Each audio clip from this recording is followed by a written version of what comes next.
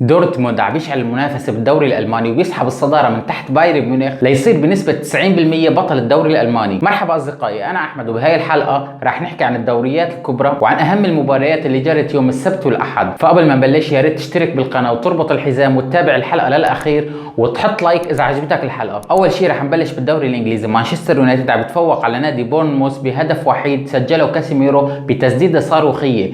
اليونايتد عم يحط قدم بدوري ابطال اوروبا، وليفربول منافس مانشستر يونايتد الوحيد على بطاقة التأهل لدوري أبطال أوروبا عم يتعادل مع نادي أستون فيلا بهدف لهدف، وبيخسر تقريبا سباق المنافسة مع اليونايتد في دوري أبطال أوروبا. أما عن الأرسنال فعم يحسم اللقب للسيتي. برافو للأرسنال، عم يخسر بنتيجة 1-0 أمام نوتنغهام فورست. صحيح كانت السيطرة للأرسنال بنسبة تقريبا 81% طول المباراة، وكان الضغط رهيب لفرقة أرتيتا، بس فريق أرسنال كان عم يفتقد للحدة وكان عم يفتقد لعامل الحسم، وفي مشكلة واضحة كتير بعمق التشكيلة في فريق أرسنال. يعني بأوقات الحسم بالموسم الفرقة ما جاهزة لحتى تحسم. أما عن برايتون الرائع فعم بيفوز على نادي ساوثهامبتون بنتيجة 3-1. هذا الفريق رائع وعم بيواصل عروضه القوية بالدوري الإنجليزي تحت قيادة المدرب دي زيربي، ومن الواضح من الموسم القادم راح يكون من الأندية القوية والمنافسة على بطاقات التأهل على الأقل للبطولات الأوروبية. أما عن مانشستر سيتي بطل الدوري الإنجليزي، فرغم أنه اللقب محسوم إلا أنه أكل تشيلسي أكل بالملعب. بالشوط الأول تشيلسي عانى كتير وما قدر ياخذ نفس، وما شفنا حارس مانشستر سيتي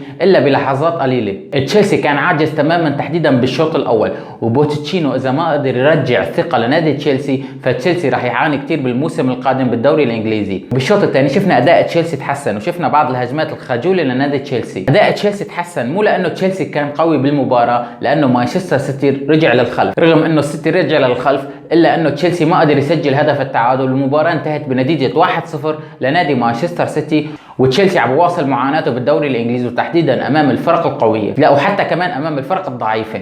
وتقريبا حسمت المراكز الأربعة المؤهلة لدوري أبطال أوروبا. السيتي بالصدارة، وعندك أرسنال بالمركز الثاني، ونيوكاسل بالمركز الثالث، ومانشستر يونايتد بالمركز الرابع. أما ليفربول وبرايتون فعلى الأغلب راح يروحوا للدوري الأوروبي. وبنروح للدوري الإسباني اللي فيه صاحب اللقب نادي برشلونة عم يخسر أمام ريال سوسيداد بنتيجة 2-1. الهدف الأول إجا لريال سوسيداد بالدقيقة 5، وبالدقيقة 71 بالشوط الثاني سوسيداد عم يضيف الهدف الثاني وبتصير النتيجة 2-0. بالدقيقة 80 ببلش فريق برشلونة يتحرك ويضغط على فريق ريال سوسيداد، وبالدقيقة 90 ليفاندوفسكي بيسجل الهدف الأول لبرشلونة. بس هذا الشيء ما فاد برشلونة، رغم انه المباراة طبعا لا بتقدم ولا بتأخر. وبعد المباراة برشلونة تتوج رسميا بلقب الدوري الإسباني. بوسكيتس كان عم يعيش أيامه الأخيرة مع برشلونة. صراحة في كلام لازم نحكيه كتير عن برشلونة بالموسم القادم. في حلقات رح نخصصها لنادي برشلونة وعن الصفقات اللي لازم يركز عليها برشلونة في الموسم القادم، حتى ما يكون هذا الموسم هو فخ لنادي برشلونة مع انه فاز بلقب الدوري الإسباني عن جدارة. وحاليا ريال مدريد عم يلعب مع نادي فالنسيا وخسران بنتيجة 1-0، بس المباراة لسه ما انتهت. الريال عم يواصل الأداء السيء بالدوري الإسباني، لازم تكون في انتفاضة لريال مدريد بالموسم القادم.